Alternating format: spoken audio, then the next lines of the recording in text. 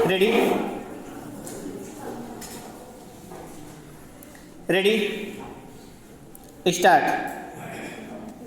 इसके साथ जो एक और चुनौती है वो मानवीय उद्देश्य को लेकर उभरी है। धीरे धीरे विश्व के लगभग हर पहलू एवं आयाम पर हमारा अधिकार एवं नियंत्रण स्थापित होता जा रहा है, परंतु क्या हम अपने मन पर नियंत्रण स्थापित कर पाए हैं?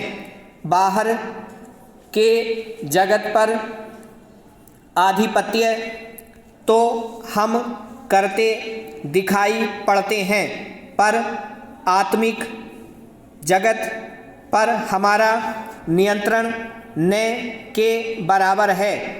हम नदियाँ रोकना व बांध बनाना जानते हैं, पर मन, भावनाओं व विचारों पर हमारा नियंत्रण लगभग न के बराबर रहा है।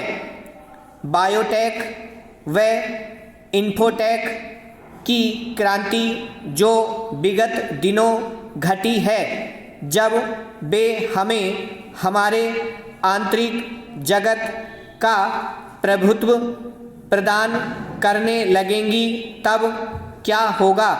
यह प्रश्न विचारणीय है। उदाहरण के तौर पर जब औद्योगिकरण हुआ, तब हम उन्माद की उस दौड़ में कूद पड़े, और जब तक हम यह जान पाते कि वैसा करने से पर्यावरण बुरी तरह असंतुलित हो जाएगा, तब तक बहुत देर हो चुकी थी। विगत सदी की 3 महत्वपूर्ण मान्यताओं के अंत के बाद तकनीकीकरण इस सदी के मुख्य किरदार की भूमिका में उभरा है, और इसका परिणाम क्या होगा यह जान पाना अभी हमारे लिए संभव नहीं। परंतु जो परिवर्तन आज की तारीख में दिख रहे हैं, उन्हें शुभ संकेत नहीं कहा जा सकता है। ऐसा इसलिए कि इन्फोटेक और बायोटेक की क्रांतियां ऐसे लोगों के द्वारा लाई जा रही हैं जो न तो उनकी खोजों के राजनीतिक परिणामों के प्रति सचेत हैं, और न ही वे किसी देश और वर्ग की सोच का प्रतिनिधित्व करते दिखाई पड़ते हैं। इसलिए धीरे धीरे जो एक महत्वपूर्ण परिवर्तन हो रहा है, वह यह कि एक आम जनमानस अपने आप को इन क्रांतियों के संदर्भ में अप्रासंगिक मानने लगा है।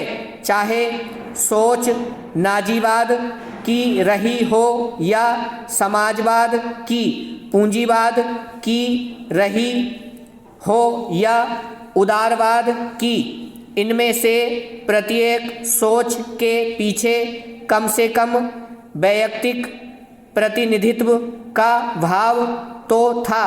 व्यक्ति को यह लगता था कि इन सोचों को, इन सिद्धांतों को कार्यरूप में परिणत करने में उसकी कुछ भूमिका तो है, पर आज genetic engineering, artificial intelligence, blockchain, cryptocoin जैसे नामों के बीच में एक आम आदमी अपने परिचय को मोहताज नज़र आता है। यह संभव है कि जिस तरह से औद्योगिकीकरण ने मानवीय चिंतन आचरण व वैश्विक क्रम को एक नई सोच प्रदान की है, वैसे ही ये अभिनव परिवर्तन भी कुछ नया रूप मानवता को प्रदान करें। पर प्रश्न यह महत्वपूर्ण हो जाता है कि क्या वह कौन सा रूप बदलते तकनीकी दौर में राजनीति का स्वरूप क्या होगा। ब्रह्म।